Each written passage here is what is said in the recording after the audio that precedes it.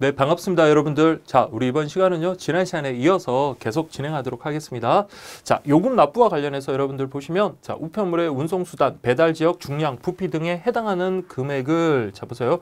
현금, 우표, 우편 요금 표시하는 증표, 뭐, 신용카드, 그리고 뭐, 전자결제 등으로 증납, 후납으로 납부할 수 있다라고 되어 있는데요. 자, 요거는 등기 소포인 경우에 그렇습니다. 그래서 등기 소포 같은 경우는 여러분들 뭐 크게 어려워할 필요는 없고 그냥 모든 방법으로 요금을 납부할 수 있다. 그렇게 보시면 되겠습니다. 그래서 여기 등기 소포. 자, 그 다음에 여러분들 또한 뭐로도 납부가 가능하며 우표로 납부하는 방법. 그러면 우리가 여기서 추론할 수 있겠죠. 자, 우리 보시면 우표로 요금을 납부할 수 있다. 여러분 우표로 납부하는 방법은 두 가지가 있습니다. 우표 자체를 제출하는 방법이 있고요. 그 다음에 우표를 우표물의 표면에 부착시키는 그런 방법이 있습니다. 자, 그래서 우표를 창구에 제출. 요걸 갖다가 우리 우표 납부라고 하고요. 그 다음에 우표물 표면에다가 첩부한다라는 겁니다. 붙인다. 첩부한다. 그래서 등기 소포 같은 경우는 자, 우리 기억을 하세요. 우표 납부도 가능하고 첩부도 가능하다. 그렇게 보시면 되겠습니다. 자, 이거 꼭 기억하시고요. 자, 착불. 착불이라는 것은 누구한테 받는 거예요? 수취인에게 받는 거죠. 그래서 우편물 수취인에게 자, 우편 요금을 수납하여 사입 처리한다. 그렇게 보시면 되겠고요. 그 다음에 수기. 자, 수기 접수 시 표시인 날인이라고 되어 있는데요. 뭐 이거는 컴퓨터로 자동적으로 이렇게 뭐 입력이 되는 게 아니라 수기식으로 이렇게 하는 겁니다. 자, 소포 우편물 표면 왼쪽 중간에는 자, 소포 우편물의 왼쪽 중간에는 자, 여기 보시면 소포 표시를 한다. 그래서 왼쪽 중간에다가 그렇게 한다는 거. 무슨 표시? 소포 표시를 한다. 그렇게 보시면 되겠고요. 그래서 소포 우편물 이렇게 나와 있으면 이쪽에 여기다가 표시한다. 그렇게 보시면 되겠고요. 그 다음에 소포 우편물 내용에 대해서 문의를 해서 확인을 했다라고 하면 그 왼쪽 자 중간 부분 여기에다가 역시 내용품 문의 끝남 이렇게 표시하면 되겠죠. 그래서 여기는 내용품 문의가 끝남 이렇게 보시면 되겠습니다. 내용품 문의가 끝남 이렇게 보시면 되겠고요. 자, 요거는 이제 수기 접수 시대고 이제 보시면 소포 번호 부여 및 바코드 라벨 기타 안내 스티커 부착이라고 되어 있는데 자, 요거 한번 보세요. 소포 번호 부여는 우편 물류 시스템 접수국 1년 번호로 원칙적으로 소포 번호라는 것은 여러분들 우리가 뭐 일일이 뭐 확인하고 이럴 게 아니라 자동으로 부여됩니다. 자, 소포 번호 자동으로 부여된다. 그래서 소포 번호 부여 이렇게 보시면 되겠고요. 그래서 이 부분은 여러분들 앞에 뭐가 어떻게 되는지만 잘 보시면 될 것 같아요. 그 다음에 소포 번호 표시. 소포 번호 표시는 등기번호, 접수국명, 중량, 요금을 표시한 등기번호 바코드 라벨을 우편물 표면 왼쪽. 자, 이때는 여러분들 안쪽입니다. 자, 여기 보시면 이 부분. 여기에다가 여러분들 소포 번호 표시를 한다. 그래서 왼쪽 하단에 그래서 제가 이 부분은 그냥 이렇게 여러분 정리하시면 돼요. 소포 번호 표시는 왼쪽 하단, 여기 나오는 요금별 후납 등기 소포. 그러니까 요금 별납이라는 것은 일일이 그냥 우편물을 보낼 때 계산하는 게 아니라 다량의 우편물을 갖다가 보낸 다음에 나중에 한꺼번에 그 요금을 계산하는 거고요. 후납은 말 그대로 사전 계약을 맺고 난 다음에 다음 달 20일에 우편 요금을 다 우리 계산하는 거잖아요. 자, 그런 경우는 요때는 보세요. 우편물 오른쪽, 요때는 윗부분입니다. 그래서 요 2번하고 3번을 좀 구분하시면 될 것 같아요. 자, 그래서 여기는 자, 우리 소포 번호 표시를 하고 요금 별납, 후납 표시는 여기다 간다. 그래서 요게 2번, 요게 2번이고요. 요게 3번이다. 이렇게 여러분들 보시면 될 것 같아요. 그래서 이거는 오른쪽 윗부분, 자, 여기는 왼쪽 하단. 이렇게 여러분들 정리하시면 될 것 같습니다. 그래서 요금별 후납 표시인을 날인하고 접수 번호 등등등을 기재한다. 자, 그 다음에 자, 이거는 그냥 참조하십시오. 부가 서비스 안내 스티커. 자, 안내 스티커는 우편물의 품위를 유지하면서 아주 추상적인 말이죠. 품위를 유지하면서 자, 깨끗하게 어디 잘 보이는 곳에 이렇게 부착한다. 그렇게 보시면 되겠습니다. 그 다음 볼까요? 자, 오히려 시험에는 요게 좀 나올 가능성이 높은데 여러분들 결론을 말씀드리면요. 자, 소포를 갖다가 등기 취급하고 그리고 등기 취급하지 않았을 때 그 차이를 갖다가 우리가 살펴봐야 되는데 자, 우리 과거에는 자, 등납, 일첩 이렇게 외웠었는데 우리 앞에서 봤지만 등기 소포에 대해서는요. 우표를 갖다가 납부뿐만 아니라 첩부도 다 가능합니다. 그래서 여기 등청납이라고 이렇게 지금 이번에 원래는 좀 바꿨는데 그래서 우표를 납부하는 것도 가능하고 우표물 표면에 붙이는 것도 가능하다. 그렇게 보시면 되겠고요. 다만 일반 소포 같은 경우는 원칙적으로 어떻게 한다?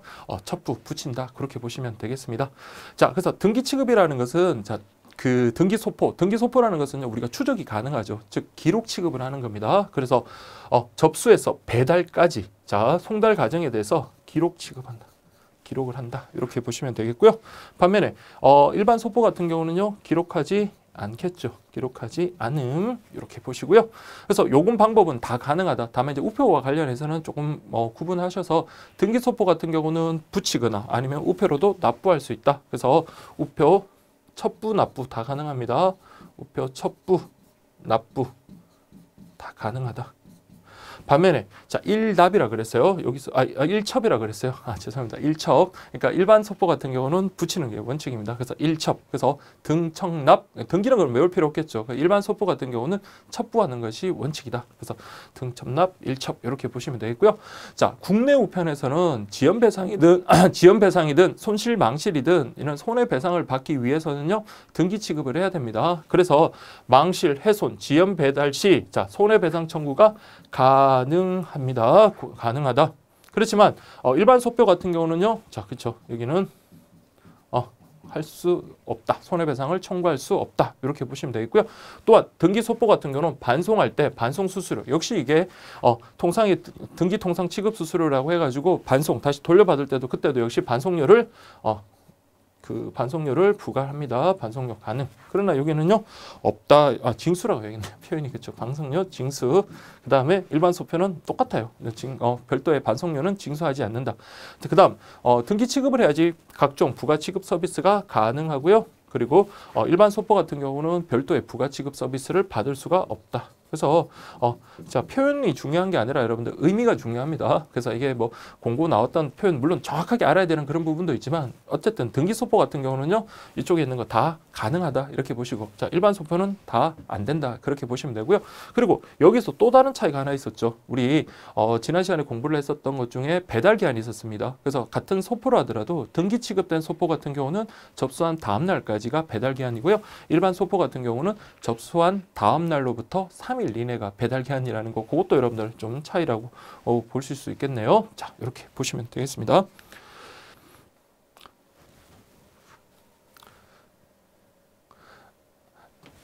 자, 그러면 여러분들, 자, 우리 보시면 방문 접수 소포라고 되어 있고요. 자, 우체국 택배로 되어 있습니다. 그러면 우체국 택배라고 하는 것은 방문 접수 소포를 의미한다. 여러분들 이렇게 이해를 하시면 되고요.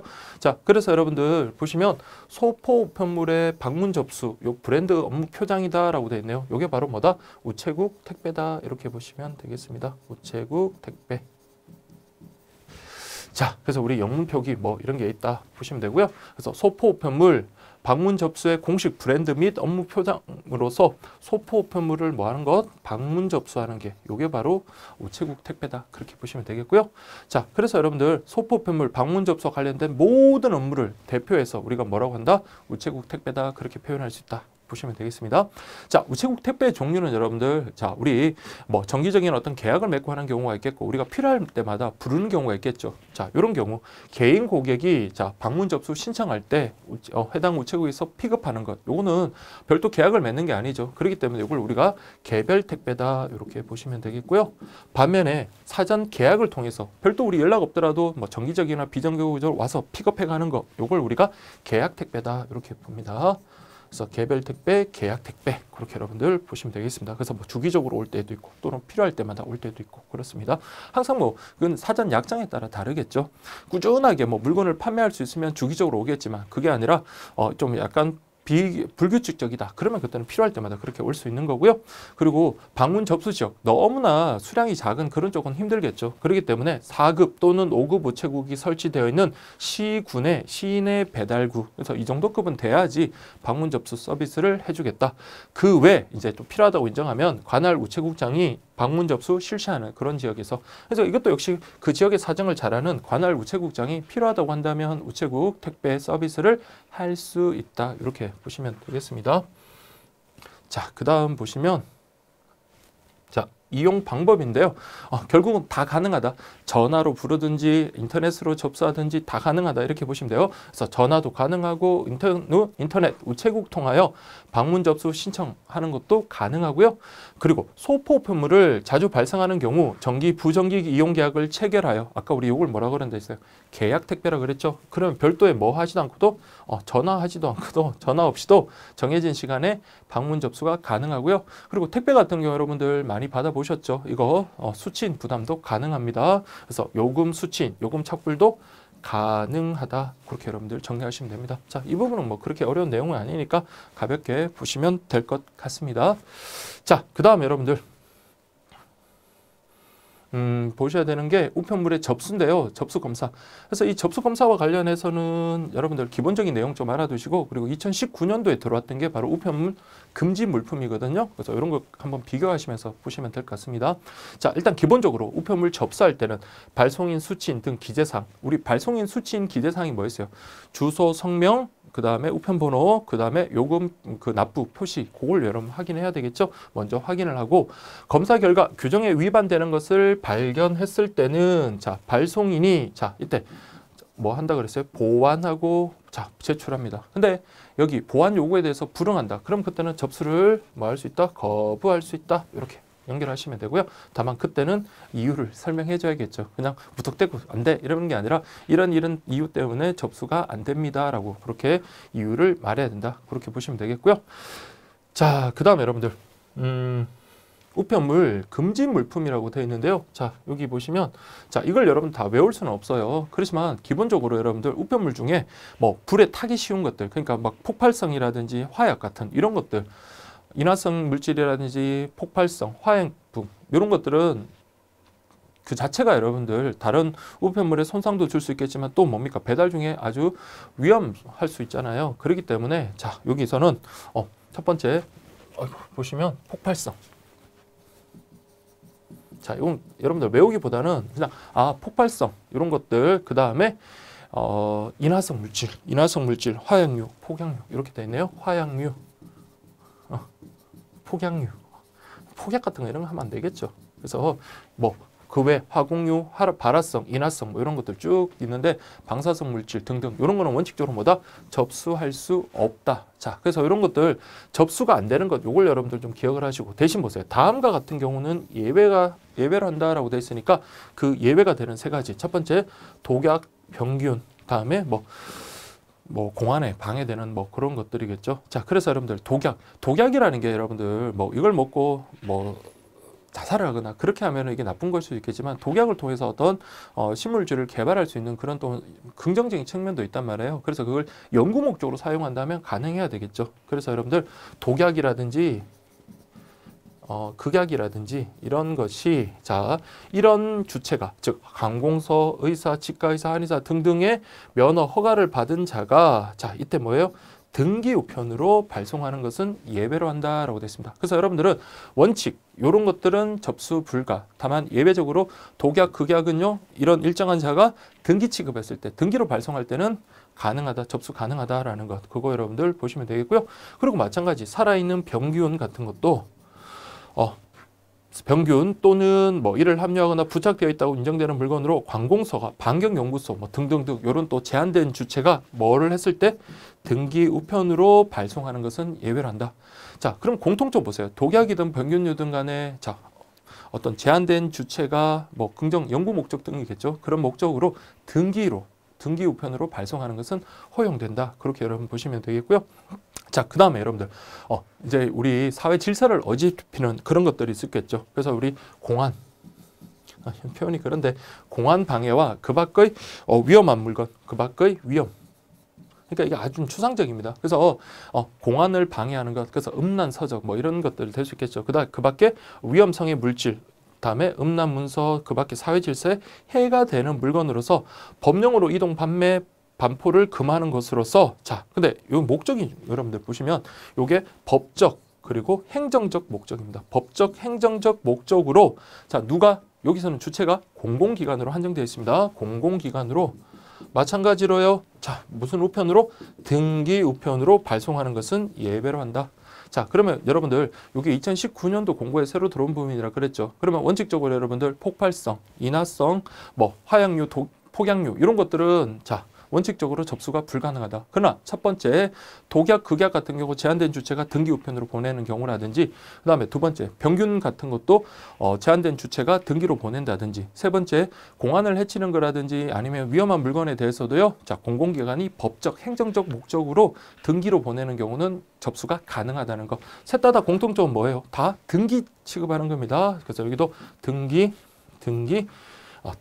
이렇게 여러분들 보시면 되고, 그리고 주체 자체가 제한되어 있다라는 것, 그것도 역시 공통점입니다. 그래서 여러분들은 독약, 병균, 그리고 뭐 공안에 방해되는 거라든지 위험한 물질, 위험한 자체가 여러분들 아주 좀 추상적이잖아요. 그래서 이런 것들은 이런 제한된 범위 내에서만 등기로 보냈을 때 가능하다. 이렇게 여러분들 정리하시면 되겠습니다.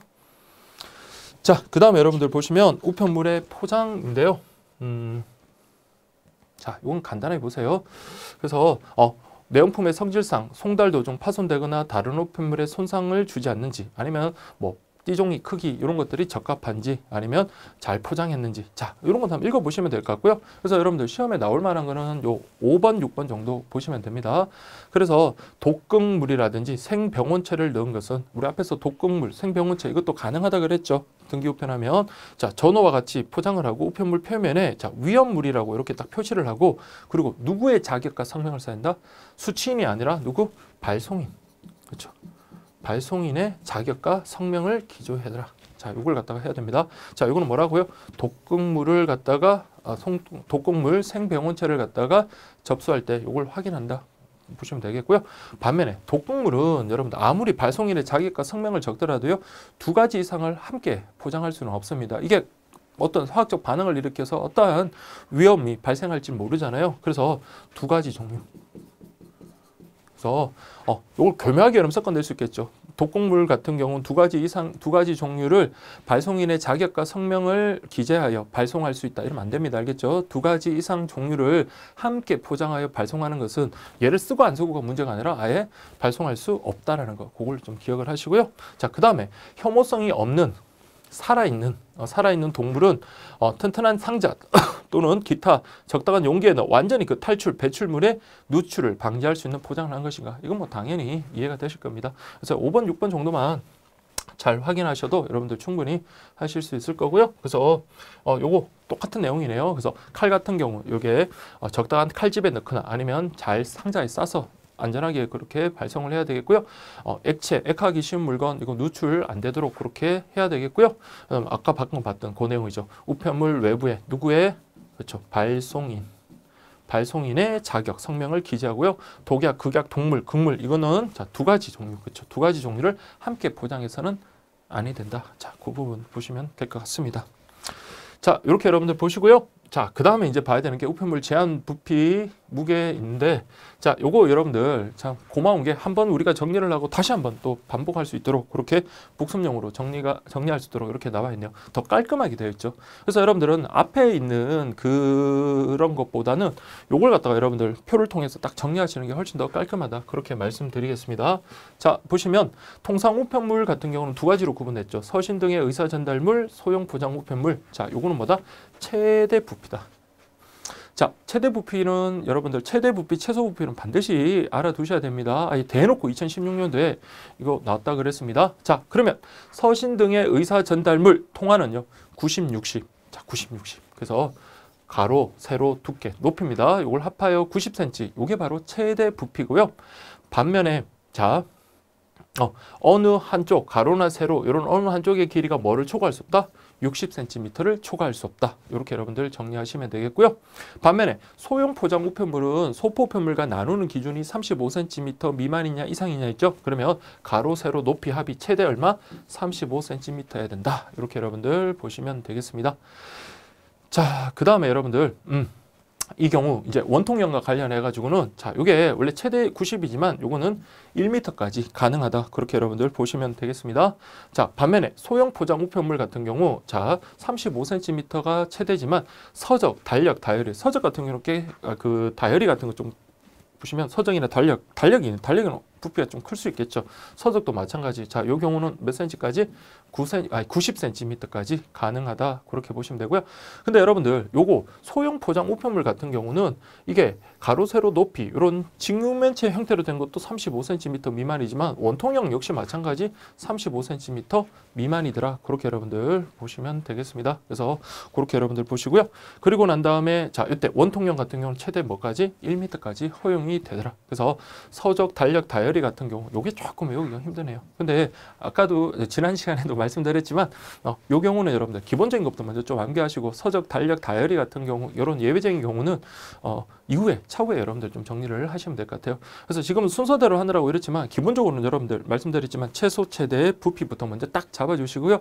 그 다음 원통형. 다만 원통형 같은 경우는 자, 서신 의사 전달물 같은 경우는 최대 1m이지만 소형 포장 우편물 같은 경우는 35cm다라는 거. 그걸 여러분들 이거는 좀 알아두셔야 돼요. 1m고 35cm 미만이다. 그렇게 보시면 되겠습니다. 자, 그 다음에 여러분들 제가 9, 14, 17, 12 요거는 여러분들 알아두셔야 되겠죠. 그래서 9, 14 요게 이제 최소 부피입니다. 그래서 통상 우편물의 최소 부피하면 9, 14. 그 다음에 원통형은 여러분들 자, 요게 최대 1m, 요게 최대 35니까 공통되는 것은 요게 이게 23cm, 23.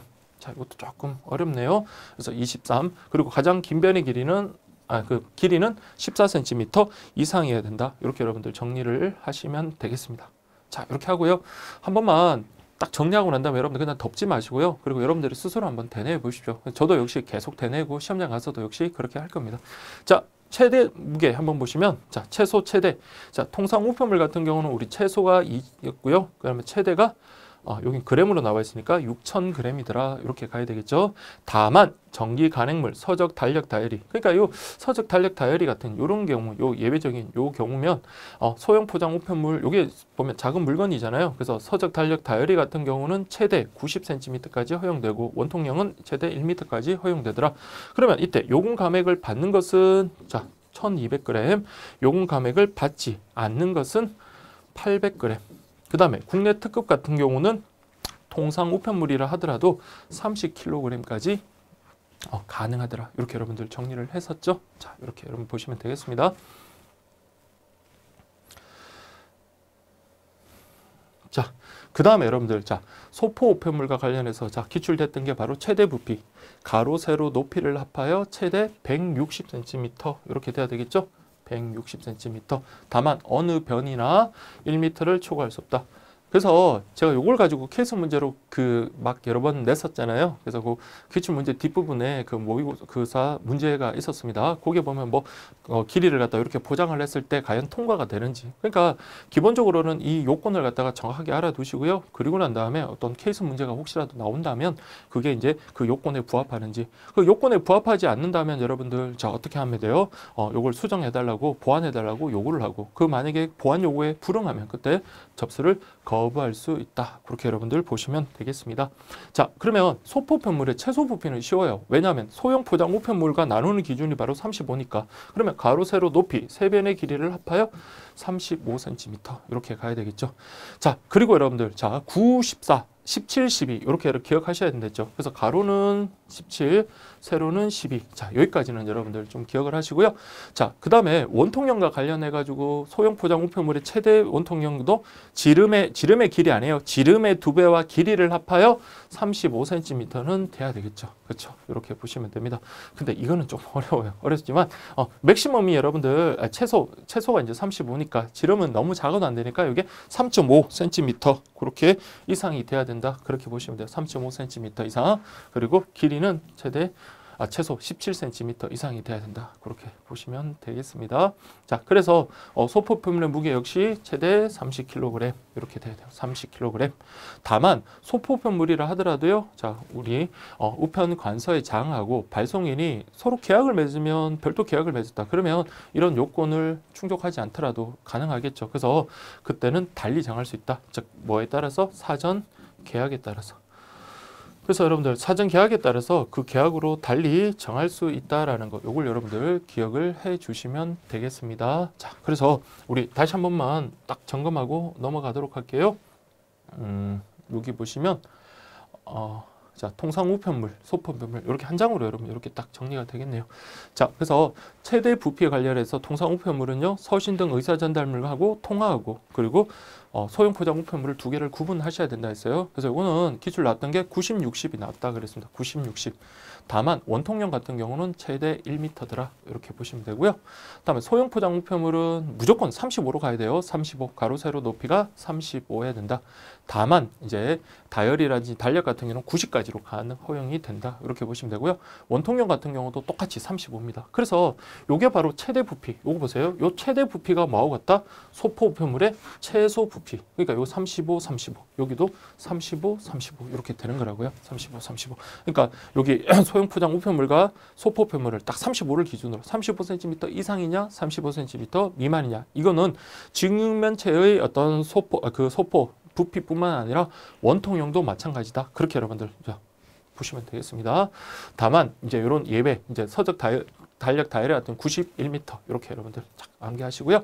그다음에 다른 거 몰라도 여러분들 자 길이가 너무 비정상적인 거 이러면 안 되겠죠. 이렇게 여러분들 포장이 되면은 이렇게 포장이 됐다라고 한번 생각해 보세요.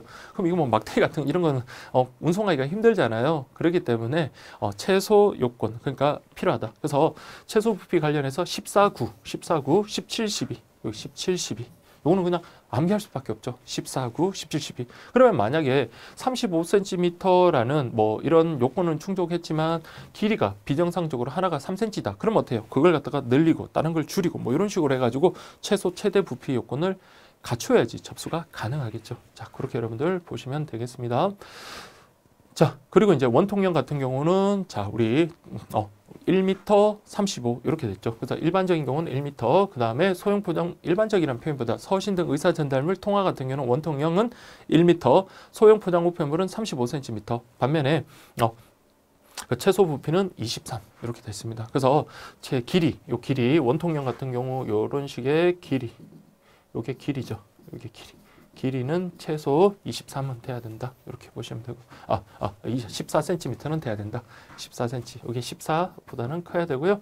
요거 두 개 지름을 2배 합친 거랑 길이를 합쳐서 23 이상은 돼야 된다. 이렇게 정리하시면 됩니다. 그래서 이게 한 번에 다는 외워지지 않겠지만 아까도 늘 말씀드립니다. 큰 틀부터 먼저 기출됐던 것부터 먼저 확인하시고요. 원통형이나 달력 다이어리 같은 경우는 추후에 보완을 하셔도 됩니다. 자, 이렇게 하시고요. 그래서 2g부터 6,000g까지 그래서 1200, 830, 1200, 830kg 이렇게 보시면 되고요. 소포품물 같은 경우는 160 그렇죠. 160 그리고 가장 긴 변은 1m. 요게 90, 60하고 비교를 하셔야 되죠. 90, 60이고 160, 1m 그렇게 비교하시고요. 9, 14랑 비교해야 될 게 17, 12 이렇게 비교하시면 되겠습니다.